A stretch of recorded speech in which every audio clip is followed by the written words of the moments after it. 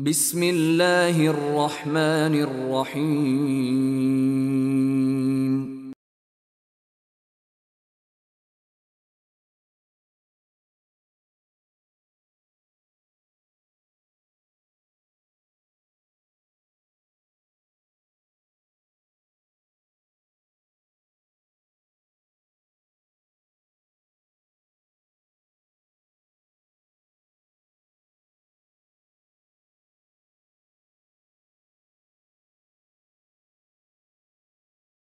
الحمدللہ والصلاة والسلام علی رسول اللہ وعلی آلہ وصحبہ ومن والہ۔ محترم بھائیوں اور پردہ نشیماؤں اور بہنوں، السلام علیکم ورحمۃ اللہ وبرکاتہ۔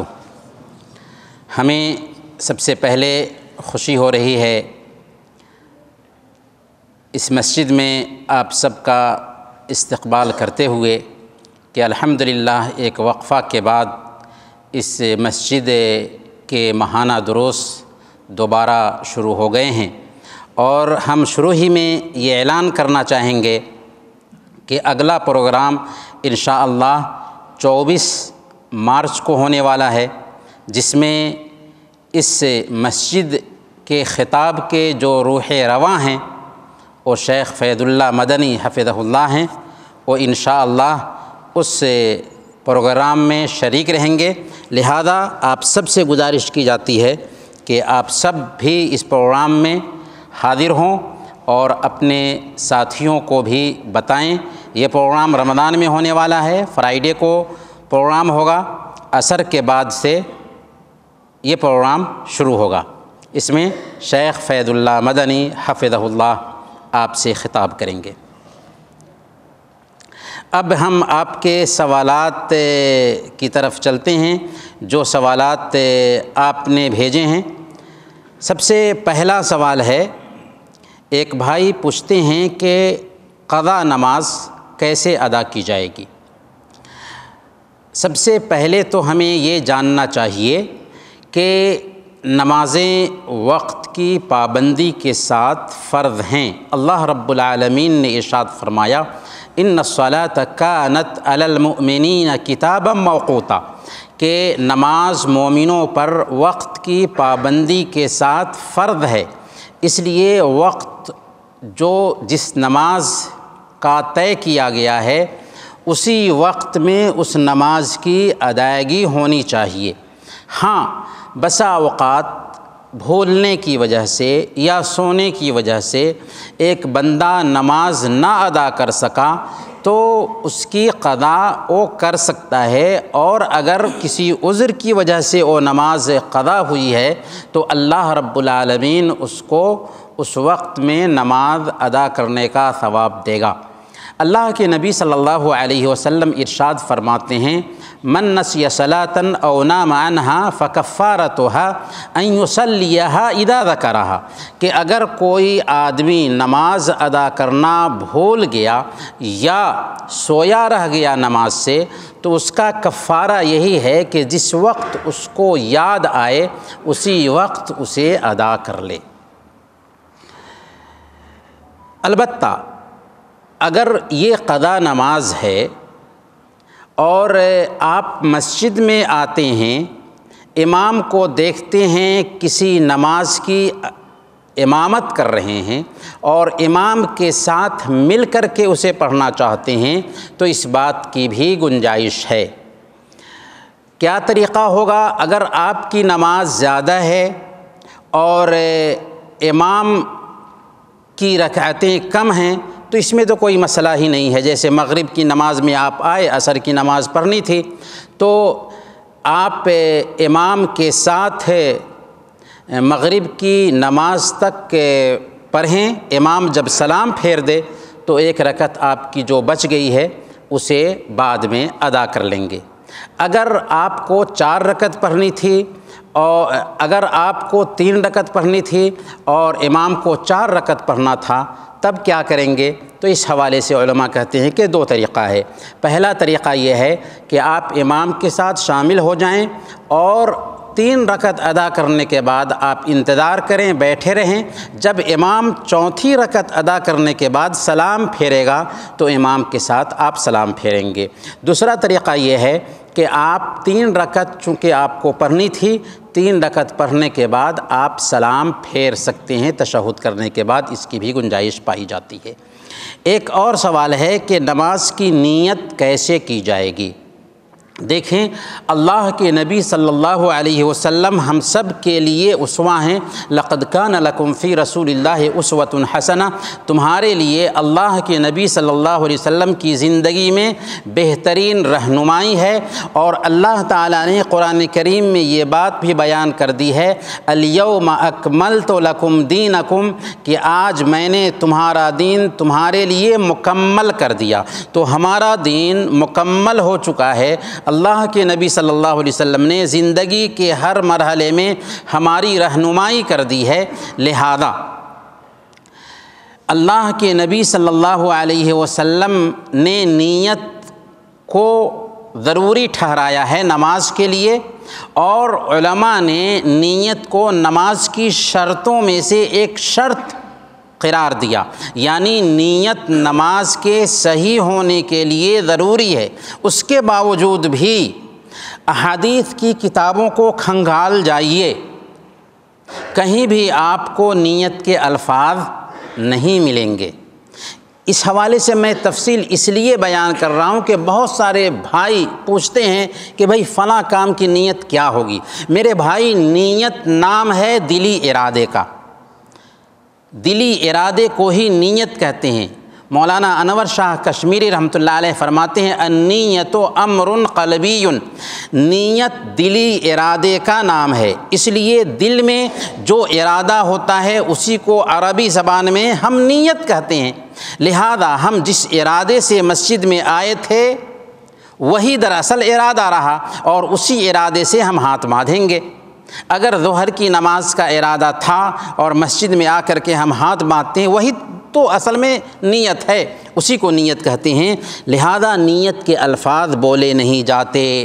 اگر نیت کے الفاظ بولنے کی ضرورت ہوتی تو کیا اللہ کے نبی صلی اللہ علیہ وسلم نے ہماری رہنمائی نہیں کی ہوتی؟ آخر ہم کیوں اپنی زبان میں نیت کے الفاظ آج بول رہے ہیں؟ تو کہنے کا مطلب یہ ہے کہ نیت کے الفاظ بولنا صحیح نہیں۔ ہمیں چاہیے کہ نیت دل میں کریں، کیونکہ اللہ کے نبی صلی اللہ علیہ وسلم نے نیت کی اہمیت کے باوجود اس کے الفاظ ہمیں نہیں بتایا، اور ہمارے لیے اسوہ کون ہیں؟ نبی پاک صلی اللہ علیہ وسلم ہیں۔ اور ابھی شیخ محترم کا درس اس حوالے سے ہو رہا تھا کہ ہمیں چاہیے کہ اللہ کے نبی صلی اللہ علیہ وسلم کو اپنی زندگی میں اپنا نمونہ بنائیں۔ ایک بھائی پوچھتے ہیں کہ میں بے روزگار ہوں، میرے لیے دعا کر دیجئے، اور زکوٰۃ نہیں دے سکتا، کیا بعد میں زکوٰۃ نکال سکتا ہوں؟ سب سے پہلے ہم اللہ رب العالمین سے دعا کریں گے کہ اللہ تعالیٰ آپ کو برسر روزگار بنائیں، اور ہم آپ سے خود یہ عرض کریں گے کہ اللہ کے نبی صلی اللہ علیہ وسلم کی بتائی ہوئی یہ دعا ہمیشہ اس کا ورد کریں۔ اللہم اجرنی فی مصیبتی واخلف لی خیرا منہا۔ حضرت ام سلمہ رضی اللہ تعالی عنہا اس حدیث کو نقل کرتے ہوئے کہتی ہیں کہ اللہ کے نبی صلی اللہ علیہ وسلم نے کہا تھا کہ جس کسی کو کوئی مصیبت اور پریشانی ہو اور اس دعا کا ورد کرے تو اللہ رب العالمین اس کی پریشانی کو دور فرماتا ہے اور اس سے بہتر چیز عطا فرماتا ہے۔ چنانچہ حضرت ام سلمہ رضی اللہ تعالی عنہا کے شوہر جب وفات پا گئے تو وہ سوچتی تھی کہ اس دعا کو میں پڑھ رہی ہوں، لیکن اس سے بہتر چیز مجھے کیا، میرے شوہر سے بہتر چیز مجھے کیا مل سکتی ہے؟ اللہ رب العالمین نے جب ان کو اللہ کے نبی صلی اللہ علیہ وسلم کی بیوی بنایا اور وہ امہات المؤمنین میں شامل ہوئیں، تب انہوں نے سمجھا کہ اس دعا کی کیا اہمیت ہے۔ تو اس دعا کا اہتمام کرنا چاہیے، کوئی بھی پریشانی ہے، مصیبت ہے، اس دعا کا اہتمام کریں۔ اللہم اجرنی فی مصیبتی واخلف لی خیرا منہا۔ رہی بات زکوٰۃ کی، تو زکوٰۃ تب ہی واجب ہوتی ہے جب کہ آپ کے پاس مال اتنا بچے جس میں زکوٰۃ واجب ہو رہی ہے۔ دیکھیں 2 شرطیں ہیں زکوٰۃ کے وجوب کے لیے۔ پہلی شرط یہ ہے کہ آپ کا مال نصاب کو پہنچ جائے، اور نصاب کو کب پہنچے گا؟ جب کہ چاندی 595 گرام اور سونا 85 گرام یا اس سے زیادہ ہو۔ دوسرے نمبر پر وہ سونا یا چاندی یا اس کی مقدار میں مال، پیسے، نقد، روپے، سکے، کرنسی، ان پر سال گزر جائے، تو نصاب کو پہنچ جائے اور سال گزر جائے تبھی اس پہ زکوٰۃ آئے گی۔ ہو سکتا ہے بھائی کے پوچھنے کا مطلب یہ ہو کہ ہمارے پاس سونا ہے اور آمدنی نہیں ہے تو زکوٰۃ کیسے دیں گے؟ سونا ہے، آپ کی آمدنی نہیں ہے، پھر بھی اس سونا پہ زکوٰۃ آ رہی، کیوں اللہ تعالیٰ نے اس پہ زکوٰۃ لازم کیا ہے؟ یا ہماری شریعت کیوں اس پہ زکوٰۃ کا مطالبہ کرتی ہے؟ کیونکہ آپ کے پاس مال ہے تبھی تو زکوٰۃ آ رہی ہے۔ تو آپ اس سونا کو بیچ کر کے، اس میں سے کچھ حصہ بیچ کر کے زکوٰۃ دے سکتے ہیں۔ آپ زکوٰۃ کے اس کام کو ٹال نہیں سکتے، کیونکہ آپ کے پاس سونا ہے تو آپ اس میں سے کچھ حصہ بیچ کر کے آپ اس کی زکوٰۃ دیں، کیونکہ آپ کے مال پہ زکوٰۃ آ رہی ہے، اور جس مال پہ زکوٰۃ آ رہی ہے اس میں سے آپ اگر کچھ بیچ کر کے زکوٰۃ دے دیتے ہیں تو آپ کی زکوٰۃ ادا ہو جائے گی۔ لیکن اگر آپ اس کو ٹال دیں 1 سال 2 سال تک تو یہ گناہ کا کام ہوگا، اور ظاہر سی بات ہے کہ آپ کے اوپر زکوٰۃ آ رہی ہے اور آپ اس زکوٰۃ کو ٹالیں گے تو اللہ کے ہاں آپ گناہ گار ٹھہریں گے۔ ایک بھائی پوچھتے ہیں کہ کیا کوئی لڑکی اپنے ولی کی اجازت کے بغیر شادی کر سکتی ہے؟ بھاگ کر اگر شادی کر لیتی ہے تو اس کا کیا حکم ہے؟ اللہ کے نبی صلی اللہ علیہ وسلم ارشاد فرماتے ہیں، ایما امرأۃ نکحت نفسها بغیر اذن ولیہا فنکاحها باطل باطل باطل۔ جو عورت اپنی شادی اپنے ولی کی اجازت کے بغیر کر لیتی ہے اس کا نکاح باطل ہے باطل ہے باطل ہے۔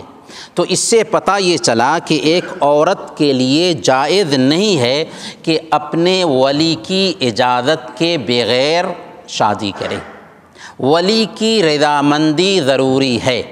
اگر وہ بھاگ کر کے کورٹ میں شادی کر بھی لیتی ہے تو قانون کے حساب سے تو اس کا وہ شوہر ضرور ہے، لیکن شریعت کی نظر میں وہ اس کا شوہر نہیں ہوا۔ اس کے لیے ضروری ہے کہ اپنے والد کو یا اس کا جو ولی ہے اپنے ولی کو راضی کرے اور پھر نئے سرے سے اس کا نکاح پڑھایا جائے، کیونکہ ولی کی رضامندی کے بغیر شادی نہیں ہوتی۔ ایک کے بھائی پوچھتے ہیں کہ میرا سوال یہ ہے کہ میں جمعہ کے دن نفلی روزہ کیا رکھ سکتا ہوں؟ حالانکہ اس سے میرا مقصود یہ نہیں ہے کہ صرف جمعہ کے دن کو خاص کروں، بس دل میں آیا کہ روزہ رکھوں، اتفاق سے وہ جمعہ کا دن ہی ہے۔ دیکھیں اللہ کے نبی صلی اللہ علیہ وسلم نے جمعہ کے دن کو روزہ کے لیے خاص کرنے سے منع کیا۔ آپ نے فرمایا لا تخصوا یوم الجمعۃ بصیام من بین الایام، کہ دنوں میں روزہ رکھنے کے لیے جمعہ کے دن کو خاص نہ کرو۔ تو جب اللہ کے نبی صلی اللہ علیہ وسلم نے یہ بات بتا دی ہے اور ہمیں پتہ چلا روزے کی حالت میں، اگرچہ ہم نے صبح میں نیت کر لی تھی لیکن روزے کی حالت میں پتہ چلا کہ آج جمعہ کا دن ہے، تو اللہ کے نبی صلی اللہ علیہ وسلم کو اسوہ بنانے کا تقاضا یہ ہے کہ ہم کچھ کھا پی لیں، اس دن روزہ نہ رکھیں۔ ہاں کسی کو معلوم نہیں تھا، مسئلہ معلوم نہیں تھا اور اس نے جمعہ کے دن روزہ رکھا یا بہت سارے روزے رکھے جمعہ کے دن، تو کوئی حرج کی بات نہیں ہے۔ لیکن جس کو معلوم ہو جاتا ہے کہ جمعہ کے دن اللہ کے نبی صلی اللہ علیہ وسلم نے خاص طور پر روزہ رکھنے سے منع کیا ہے، ہاں اگر ایام بیض کے دن جمعہ کو آ جاتے ہیں تو کوئی حرج کی بات نہیں۔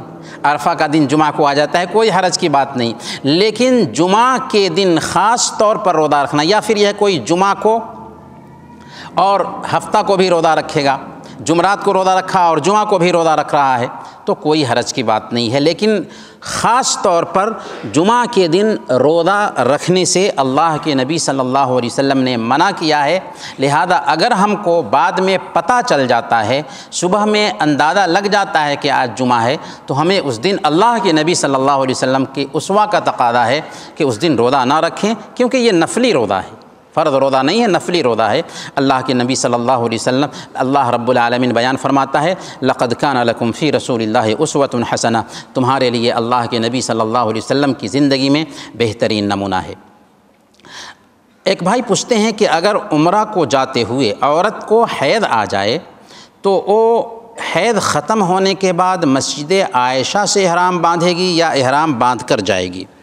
دیکھیں، ایک عورت اگر عمرہ کے لیے نکل چکی ہے اور پیریڈ آ گیا یا ابھی نہیں نکلی ہے، پیریڈ آ گیا، تو وہ جب عمرہ کے لیے جائے گی تو اس کو میقات پر جاتے ہی احرام میں آ جانا ہے۔ ایسا نہیں کہ میقات کو بغیر احرام کے پار کرے گی۔ اگر بغیر احرام کے مکہ چلی جاتی ہے، اگرچہ وہ پیریڈ کی حالت میں کیوں نہ ہو، تو اس کو دم دینا ہوگا۔ اس کے لیے ضروری ہے کہ وہ احرام باندھ کر کے مکہ جائے۔ اور حیض کے ایام یہ فطری چیز ہے، اللہ کے نبی صلی اللہ علیہ وسلم نے بیان فرمایا ان ھذا امر کتبہ اللہ علی بنات آدم، یہ ایسی چیز ہے جو اللہ تعالیٰ نے آدم کی بیٹیوں پہ لاگو کیا ہے، تو اس میں کوئی حرج کی بات نہیں، اسی لیے عبادت کی ادائیگی اس سے رکتی نہیں ہے۔ ہاں، کچھ دنوں تک ہم انتظار کریں گے۔ کرنا کیا ہے، مسئلہ کیا ہے کہ وہ میقات پر جانے کے بعد احرام باندھ لے گی اور طواف نہیں کرے گی، بلکہ جا کر کے وہاں پہ انتظار کرے گی یہاں تک کہ پاک ہو جائے۔ جب پاک ہو جائے گی تب وہ طواف کرے گی، صفا اور مروہ کی سعی کرے گی اور انگلی کے پور کے برابر بال کاٹ لے گی۔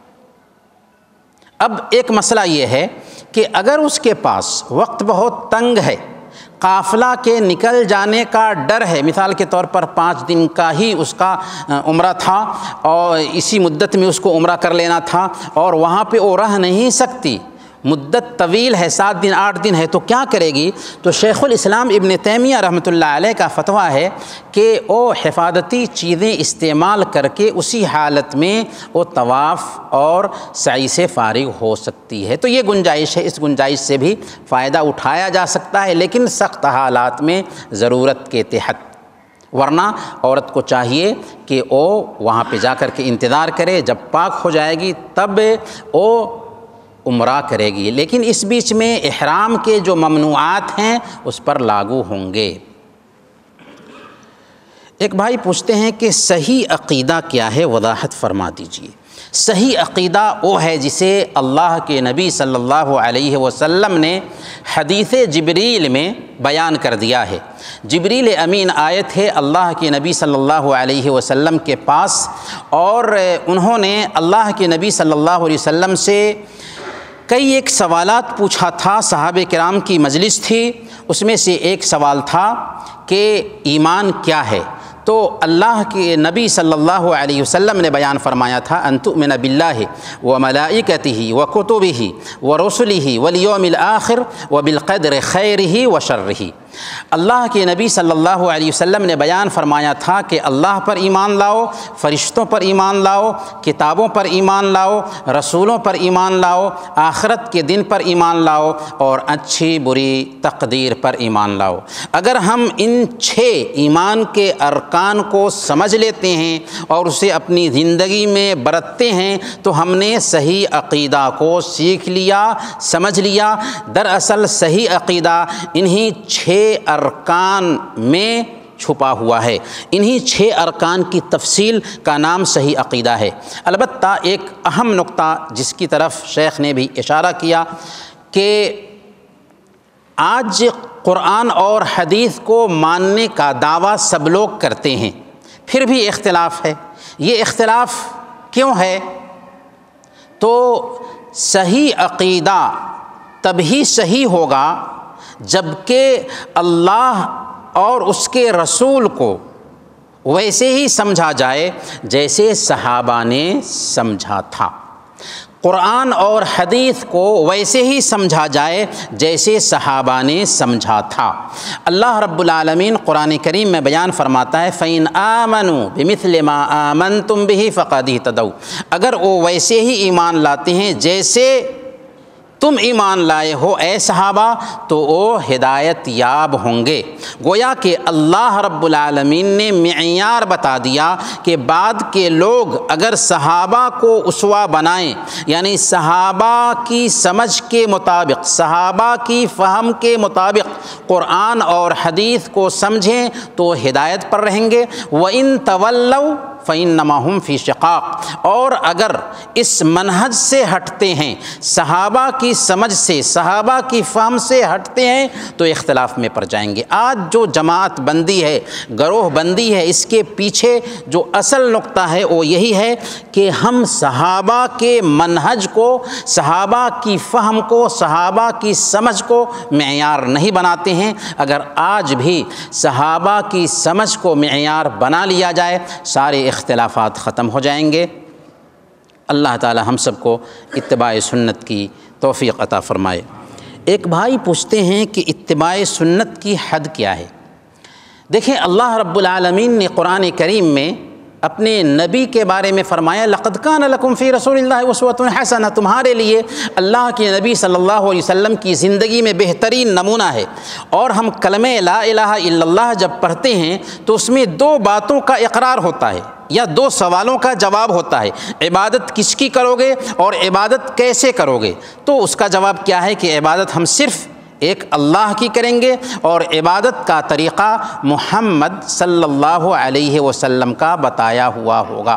اس میں ایک بات ہم جانتے ہیں کہ اللہ کے نبی صلی اللہ علیہ وسلم کو جب ہم نبی مانتے ہیں، اللہ کے نبی صلی اللہ علیہ وسلم کو جب ہم اللہ کا بھیجا ہوا رسول مانتے ہیں تو اس کا تقاضا یہ ہو جاتا ہے کہ آپ نے جن باتوں کا حکم دیا ہے اس کی تصدیق کی جائے، آپ نے جن کاموں کا حکم دیا ہے، یعنی سب سے پہلے نمبر پر آپ جو شریعت لے کر کے آئے ہیں اس شریعت کی تصدیق کی جائے، دوسرے نمبر پر آپ جن باتوں کا حکم دیے ہیں ان کو اپنی عملی زندگی میں برتا جائے، آپ نے جن کاموں سے روک دیا ہے ان سے ہم اپنے آپ کو روک لیں، اور چوتھے نمبر پر اللہ کی عبادت ویسے ہی کریں جیسے اللہ کے نبی صلی اللہ علیہ وسلم نے کیا ہے۔ یاد رکھیں عبادات توقیفی ہیں، یعنی ہمارے لیے اس بات کی گنجائش نہیں ہے کسی صورت میں کہ عبادت کا کوئی بھی کام اپنے انداز سے کریں، دل اچھا کہتا ہے اس کام کو اس لیے ہم کر لیں دین کے نام پر، اگر ہم ایسا سوچیں گے تو اسی کو بدعت کہتے ہیں۔ تو اللہ کے نبی صلی اللہ علیہ وسلم کو اپنی زندگی میں پورے طور پر اتار لینا اور آپ کے اسوہ کو لاگو کر لینا دراصل اتباع ہے۔ اور یاد رکھیں ایک اللہ والے نے کہا، کسی سلف میں سے کسی عالم نے کہا ان استطاعت الا تحک راسک الا باثر فافعل، کہ اگر تم یہ کر سکتے ہو کہ کسی حدیث یا اثر کی بنیاد پر ہی اپنا سر کھجلاؤ تو ایسا ضرور کرو۔ کہنے کا مطلب یہ ہے کہ زندگی کے ہر مرحلے میں ہمیں یہی دیکھنا چاہیے کہ اس میں اللہ کے نبی صلی اللہ علیہ وسلم کا اسوہ کیا ہے، چاہے عبادات ہوں، احکام ہوں، عقیدہ ہو، معاملات ہوں، معاشرت ہو، معیشت ہو، زندگی کے ہر مرحلے میں ہمیں اللہ کے نبی صلی اللہ علیہ وسلم کی اسوہ کو اپنانے کی کوشش کرنی چاہیے۔ ایک بھائی پوچھتے ہیں کہ عیدگاہ بنانے کا اسلام میں کیا حکم ہے؟ عیدگاہ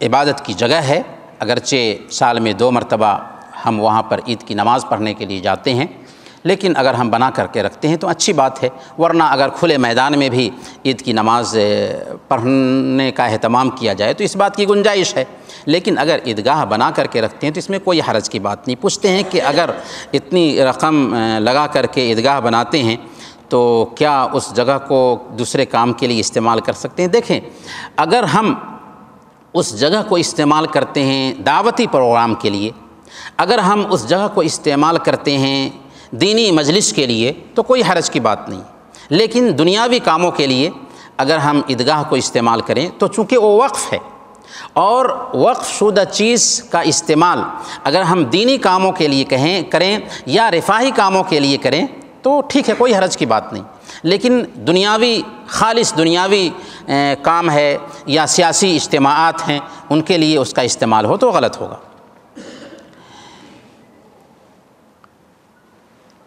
موزے پر مسح کتنے دنوں تک کر سکتے ہیں؟ موزے پر مسح اگر کوئی مقیم ہے تو 1 دن اور 1 رات تک مسح کر سکتا ہے، اور مسافر ہے تو 3 دن اور 3 رات تک مسح کر سکتا ہے۔